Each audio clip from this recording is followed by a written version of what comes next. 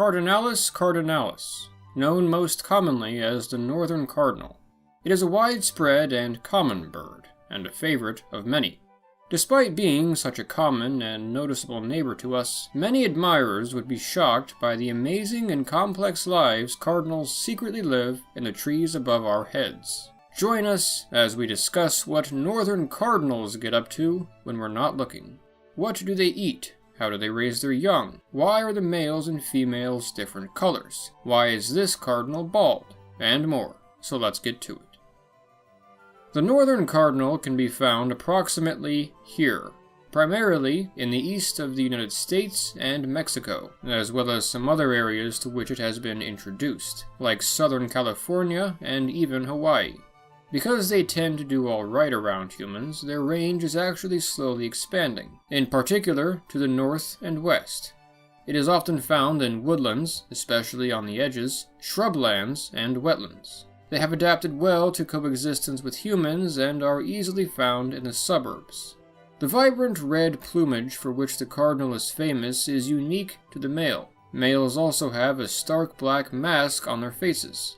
The female's plumage, meanwhile, is more of a light brown color, though muted traces of red and the black mask are visible on her as well. The difference in appearance is known scientifically as sexual dimorphism.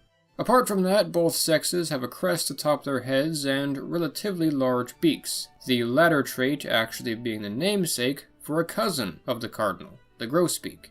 The average cardinal is about 9 inches tall and weighs a little under 2 ounces, about the same weight as a tennis ball.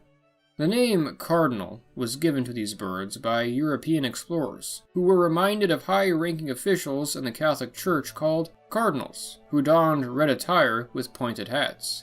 The northern in northern cardinal is sometimes emphasized in the bird's name, because there are other types of cardinals, like this one, the desert cardinal, and this one, the vermilion cardinal. Within this species, there are about 18 subspecies, and yes, you absolutely must memorize this entire thing. Regarding diet, the cardinal heavily favors eating vegetable matter, like the seeds of weeds, grains, leaf buds, and fruits and berries. Its love of seeds like sunflower and safflower seeds is part of why it's so easy to attract them to your bird feeders.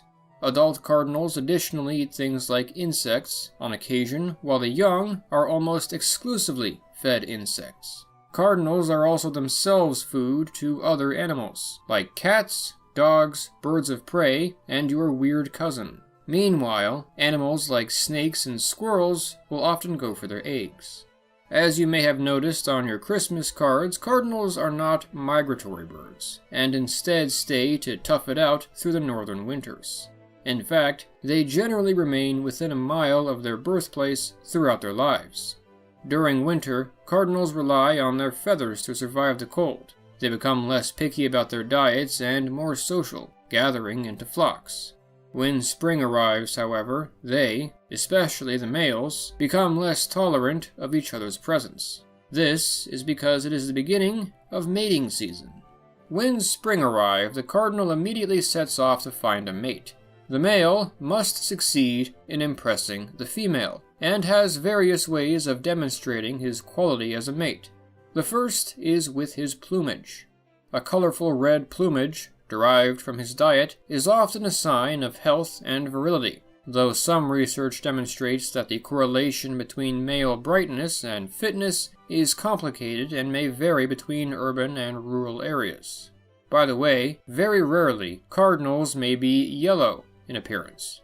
This is called xanthochromism, and is due to a genetic mutation that prevents cardinals from absorbing carotenoids in their diets.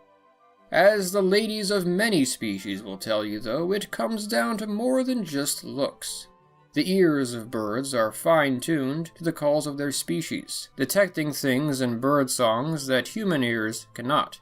Males also impress females with the quality of their voice. Indeed, though again we cannot hear it, male voices are distinct from those of females. Males must also drive off other males from their territory to prove their vigor to the female. They can often be seen in the spring chasing each other away. Their aggression can reach such an extent that they attack their own reflections in mirrors and windows for hours at a time. Females, too, are territorial, and can be observed driving each other off from claimed territory as well. On average, cardinals defend about 3 acres of territory. So he's handsome, talented, strong, but is he cut out to be a dad? The male must also demonstrate his ability to provide for the female and their future offspring. He does this by providing her with food and materials for their nest. The male may actually feed the female beak to beak while doing so, as a way for the couple to bond, which to us looks like kissing. With the male having accomplished this, the female is tasked with building the nest out of things like twigs, grasses, and plant fibers. Females aim to build their nests in areas where they may be hidden, like a dense brush. It takes 6 days for a cardinal to complete her nest on average. If the nest is approached by a predator or a human during construction, she will abandon it and start over. Eggs, typically between 2 to 5, are laid within a week of the nest's completion. Cardinal eggs are white and spotted with brown. The female, usually, will incubate them for a little under 2 weeks, and then they hatch. Both parents feed the offspring, leaving the nest unattended at times to gather food. These are generally the most dangerous moments for the offspring, but it is at times necessary. Just 10 days after hatching, they leave the nest, taking off into the air for the first time. Ah, flying already. It seems like just last week they were still babies. It was, dear. It was last week. Although they are not quite adults yet, the father will continue to feed the fledglings for about 2 to 8 weeks after they have left the nest. The instinct to continue to feed the children during this time is so strong in male cardinals that they have been observed not only feeding the fledglings of other species, but even going so far as to feed other animals, like goldfish. The father also uses this time to train the juveniles for life on their own. This training includes teaching them the distinctive calls of their species. Cardinals are not born knowing how to verbally communicate. They must learn from the cardinals around them. After these 2 weeks, the fledglings are then off on their own, generally joining flocks of other juveniles. The fledglings resemble females in appearance, but the males generally develop their distinctive coloration by the winter. By the following spring, they are fully matured and ready to be parents of their own. As soon as the fledglings leave the nest, the male and female get to work on raising a second brood. She will construct a new nest in a new location, almost never reusing the old one. Their aim is to raise 2 broods per year, but can raise 3 to 4, depending on the circumstances. Cardinals aim to mate monogamously and for life, though they are not always successful. They may sometimes find new partners in the following season, and will find a new mate if their partner has died. Males are also not always perfectly monogamous, sometimes engaging in polygyny, taking more than one partner. Males may also be observed going behind the backs of other males to meet with their partners. One study suggested that around 1/4 of cardinals may be born to fathers who were not the selected partner of the female. Jerry Springer is big in the cardinal world. If adulthood is reached, cardinals have a life expectancy of about 3 years, although they can live for much longer than this, especially in captivity. The longest recorded lifespan of a cardinal was 28.5 years. The cardinal sings a number of songs, about 16 to be exact, and has a number of reasons to sing. As mentioned, it is important for the mating process, not only to attract a mate but to mark out their territory. A chirping sound may be made to signal danger or to locate family in poor lighting. Cardinals may also call to inform their mates that they have food. Ah, and perhaps you've seen a bald cardinal before.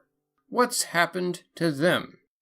Things like parasites and malnutrition can cause this, but generally this is an effect of natural molting. In the late summer and early fall, birds molt and begin to replace their feathers. Some cardinals simply lose all their feathers at once. This baldness generally only lasts about a week. Because cardinals are so common and so beloved, humans have paid quite a bit of attention to them. Prior to the early 20th century, they were even occasionally kept as pets, until this was made illegal. Today, they are the namesake for multiple American sports teams and the state bird of 7 US states. And there we have it. The life of a cardinal in a nutshell. Or should I say, a sunflower seed shell. Ha ha ha ha ha ha ha ha ha ha ha ha ha ha ha ha ha ha ha.